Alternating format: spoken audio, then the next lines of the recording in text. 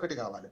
మన ఇక్కడ దేశంలో మాత్రం మనకు ఇంటర్నల్ గా రాజకీయంగా ఎన్ని విమర్శలైనా చేసుకోవచ్చు, కానీ బయట దేశానికి మాత్రం మేమంతా ఒకటే, భారతీయులం అంతా ఒకటే అన్న నినాదం ఉండాలి కదా. కాదు కదా. అందుకనే మీరు వీళ్ళు చేసిన వాళ్ళు చేసిన ఎగ్జాక్ట్లీ. తప్పన్నారు.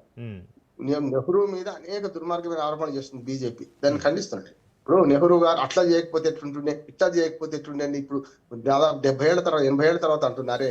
మరి ఆనాడు జమ్మూ కాశ్మీర్ విషయంలో వాజ్పేయి ఇప్పుడు ఇప్పుడు ఇప్పుడు ఉన్న ప్రధానమంత్రి అప్పుడు పుట్ట కూడా పుట్టలే కదా, ఇది మోడీ గారు అయితే అప్పటికి 50 తర్వాత ఫస్ట్ టైం మన దేశంలో ప్రధానమంత్రి ఆఫ్టర్ ఇండిపెండెన్స్ తర్వాత పుట్టిన ప్రధానమంత్రి ఇప్పుడు మన మోడీ గారు కదా. బీజేపీ వాళ్ళు కూడా ఏమంటున్నారంటే నెహ్రూ అట్లా చేసేది లేకుండే, ఇందిరాగాంధీ అట్లా చేసేది లేకుండే అని మాట్లాడుతున్నారు కదా.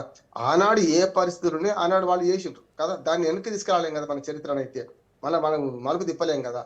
ఇప్పుడు మోడీ చేసేది కరెక్టా కాదా అని ముందు తెలుస్తుంది అంటున్నాను నేను. అందుకనే మొన్న మౌనంగా ఉన్నాడు మోడీ ఎందుకు, నోరు మూసుకున్నాడు ఎందుకు, రష్యాతో ఆయిల్ కొనను వాడి పర్మిషన్ ఎందుకు, వీని పర్మిషన్ ఎందుకంటే వాళ్ళ శివశంకర్ గారు సమాధానం ఇచ్చిండు కదా, జయశంకర్ గారు సమాధానం ఇచ్చారు కదా, విదేశాంగ మంత్రి జయశంకర్ సమాధానం ఇచ్చారు కదా.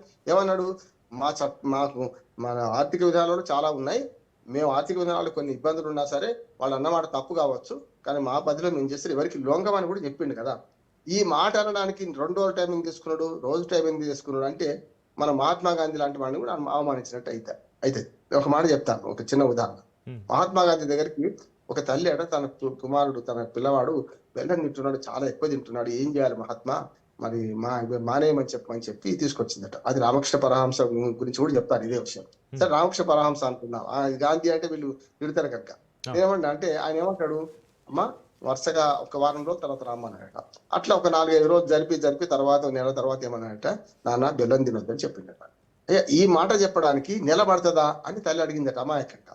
అమ్మా నిజంగానే నాకు కూడా బెల్లం తినే అలవాటు ఉండే కనుక నేను మానేసినాక ఇంకోటి చెప్పాలి కదా, అందుకని నెల తీసుకున్న టైం అనమాట. అట్లాగే ఈ ఉదాహరణ కూడా అంటారు. ఇప్పుడు నిప్పుల మీద నీళ్లు పోయాలి కదా, నిప్పుల మీద ఇంకో ఆజ్యం పోయేది కదా, నిప్పుల మీద ఆజ్యం పోయేది కదా, మంట మీద.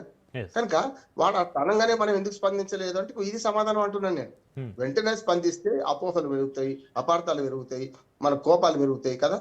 ఇప్పుడు ఈ ప్రతిపక్షాలు లేకుంటే ఇక్కడ అన్న మోడీకి అంటూ వాళ్ళందరూ కూడా ఏమనుకుంటున్నారు అంటే ఆ గట్టును ఉంటావా నాకని ఈ గట్టును ఉంటావా అంటున్నారు. మనం ఏ గట్టునో లేం. నెహ్రూ నుంచి మోడీ వరకు ఏ ప్రధానమంత్రి వచ్చినా, పార్టీలు మారినా, వాజ్పేయి ఉన్నా, ఇవాళ మోడీ ఉన్నా, అంతకుముందు నెహ్రూ ఉన్నా, ఇందిరాగాంధీ ఉన్నా, రాజీవ్ గాంధీ ఉన్నా, పివి నరసింహరావు ఉన్నా, మన్మోహన్ సింగ్ ఉన్నా, చాలా మంది మధ్యన పోయినరు. నేను శక్తివంతమైన ప్రధానులు అనుకుంటే వీళ్ళందరి దాంట్లో ఎక్కడ మారలే కదా మన విదేశాంగ విధానం. అందుకే నేనేమంటున్నానంటే ఎప్పుడు ఏ మాట మాట్లాడాలో ఆ మాట కొంచెం వెనక ముందు చూసి మాట్లాడతాం కదా. అంటే ఇప్పుడు ఏమంటున్నారు, నిజంగానే ఇరాన్ కు అనుకూలంగా మాట్లాడితే మనం సరైనది. ఇప్పుడు ఇరాన్ అంటలేదు, ఇజ్రాయెల్ అంటలేదు, మనం అనుకుంటున్నాం కదా. ఇప్పుడు గమ్మత్ ఏంటంటే ఇక్కడ షియా ముస్లింలు చాలా మంది ఉన్నారు, మన దగ్గర ఉన్న ముస్లింలు ఎక్కువ మంది షియా ముస్లింలు. కానీ వాళ్ళు కానీ లేకుంటే ఇరాన్ కానీ మాకు భారత్ మద్దతు చేస్తలేదు అని ఒక మాట అన్నారు ఎప్పుడన్నా, అల్లే కదా. మన దేశంలో ముస్లింలు అంటలేరు, అక్కడ ముస్లింలు అంటలేరు, అక్కడ దేశం అంటలేదు. మనకెందుకు అంటే మన కందకు లేని దూరత కత్తికి ఎందుకు అంటున్నాను నేను. నిజంగా చెప్తున్నాను, మోడీ మీద చాలా విమర్శలు, నాకు కూడా చాలా అభ్యంతరాలు ఉన్నాయి, అవి ఇక్కడ చూపించొద్దు అంటున్నాను. అది జరుగుతుంది అంతే. నేను ఇప్పుడు దీన్ని మనకు వచ్చి రేవల ఆపడానికి ఈ చరిత్ర వెనుక చూస్తే ఇన్ని విమర్శలు మనం దాడి అవుతున్నాయి అంటున్నాడు. పాకిస్తాన్ ఇండియా యుద్ధం ఆపినా నేను ఆయన ఎన్నిసార్లు అన్నా, ఆపిండో ఆపలేదో అందరికి ప్రపంచానికి అని తెలుసు కదా. మోడీ తెల్లారేసి 6 అబద్ధాలు ఆడతాడు. అటువంటి వంతో పెడితే నేను కొన్ని మాటలు పరుషంగా ఉన్నా ఇప్పుడు మనకు కుక్క తెరువు లక్షణాలు ఎంచుకున్నట్టు అవుతుంది కదా కదా. ఇప్పుడు మోడీ దూకుడు మనిషి, ఏది పడితే అది మాట్లాడతారు. ఆ నోట్లో నోరు పెడితే మనకు నోరు కూడా కంప అవుద్దా కాదా. ఇప్పుడు కేఏ పాల్ రోజు 12 మాట్లాడుతుంటాడు. కేఏ పాల్ మాటలకు అర్థం తీసుకుంటున్నామా, ఎందుకు తీసుకుంటలేము. అమెరికా అధ్యక్షుడు కనుక కేఏ పాల్ అంటోడు ఏం మాట్లాడినా ఏం కాదు, కానీ అమెరికా అధ్యక్షుడికి ఏం మాట్లాడినా అయితేనే ఆయన దాన్ని ఆలోచించి మాట్లాడాలి. ఆలోచించక మాట్లాడితే మన విజ్ఞత ఏం చేస్తుంది కదా. మన విజ్ఞత కూడా మనకు ఉంటది కదా. దీన్ని గమనిస్తలేవు. ఈ సున్నితంగా ఈ ఒక గీత ఉన్నది చూసిరా, ఈ గీత దాటిపోతున్నాయి ప్రతిపక్షాలు కానీ, ఇక్కడ మోడీ మీద విమర్శకులు కానీ, కేంద్ర ప్రభుత్వం మీద విమర్శ అంటున్నారు. ఇంకొక మాట కూడా చెప్తాను చెప్పి, మోడీ మీద ఎందుకు విమర్శ చేస్తున్నారు సమస్య వచ్చినప్పుడు మోడీ తప్పేందంటే అన్ని మంచి తానే వేసుకుంటున్నాడు ఖాతాలో, అది తప్పు అంటున్నాడు. మంచి మొత్తం తప్పనప్పుడు చెడు కూడా దాని ఖాతాలో పడుతుంది కదా. ప్రతిపక్షాలు విమర్శ అంటే నేను అన్నిటికీ నేనే చేస్తున్నా అనమాట. ఏమైందంటే దీనికి కూడా నువ్వు ఎందుకు మాట్లాడతలేవు అని వస్తుంది విమర్శ, అది కూడా వస్తుంది. కానీ అది అన్నిటినీ మంచికి తన ఖాతాలో వేసుకుంటే మోడీ చెడు కూడా తన ఖాతాలో వేసుకోవాల్సి వస్తుంది. ఇది కూడా గమనించాలి.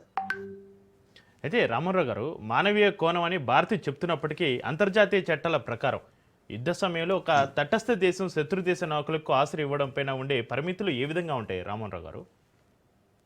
ఏం కాదంటున్నాను. అన్నిటికంటే మానవత్వం నిన్న ఉమ్, ఒకడు మునిగిపోతున్న వాడు శత్రువా మిత్రుడా ఇంకోనికి శత్రువా అక్కడ గమనించొద్దు అంటున్నాడు. గమనించం కూడా అంటున్నాడు. ఉమ్, ఇప్పుడు అపకారికి ఉపకారం నెపమెన్నక చేయు వాడే నేర్పరి సుమతి అన్నారు కదా. వాడు ఉపకారం మనకు తెలియదు, మునిగిపోతున్నాడు. వాడు జుట్టు పట్టుకుని లాగుతామా నా? ఇప్పుడు మనం స్విమ్మింగ్ ఫస్ట్ అయితే కాపాడతాం మానవీయ కోణంలో. ఇప్పుడు మనం బావులు పోయింది, మా చిన్నప్పుడు బావులు ఈత నేర్చుకున్నాం. ఇప్పుడు స్విమ్మింగ్ పూల్ ఉన్నాయి, మనం కూడా కొడుతున్నాం. వాడు ఎవడో తెలియదు, చిన్న పిల్లవాడు మునిగిపోతున్నాడు అక్కడ. మనం వెంటనే రక్షిస్తామా? లేకుంటే ఆ పిల్లవాడు ఎవడు, వాడు ముస్లిమా, హిందువా, క్రిస్టియనా ఆలోచన చేస్తామా చెప్పండి? లేదు, అట్లాగే ఫస్ట్ కాపాడతాం. శత్రువుకు సంబంధమా మిత్రుడికి సంబంధం అమెరికా ఏమనుకుంటుంది ఆలోచన చేయం. ఫస్ట్ రక్షిస్తాం, తర్వాత వాడు నిజంగా శత్రువుతో వాడు పట్టుకపోనియండి, నష్టం లేదు. మనకు అంతర్జాతీయ చట్టాల ప్రకారం వాడు నేరస్తులేదు, పట్టుకపోనియండి. ఒక దుర్మార్గుడిని కాపాడుతామంటున్నాను నేను. ఉమ్, మనకు భారతీయ తత్వశాస్త్రంలో ఒక మంచి ఉదాహరణ ఉంటుంది. ఏమనంటే ఒక తేనెట ఒక నీళ్ళ గోళంలో పడి ఉంటుంట. ఒక మంచి మహర్షి చేసి నీళ్లు కడుక్కుందామని పోతే ఆ తేలు కనపడి దాన్ని చేయితో తీసి బయటకి వేయిందట. వేయబోయే లోపల కుడుతుంది. అది కుట్టగానే అమ్మ అమ్మ అంటున్నాడు, మళ్ళీ ఇంకో వేతో తీసిపోయింది.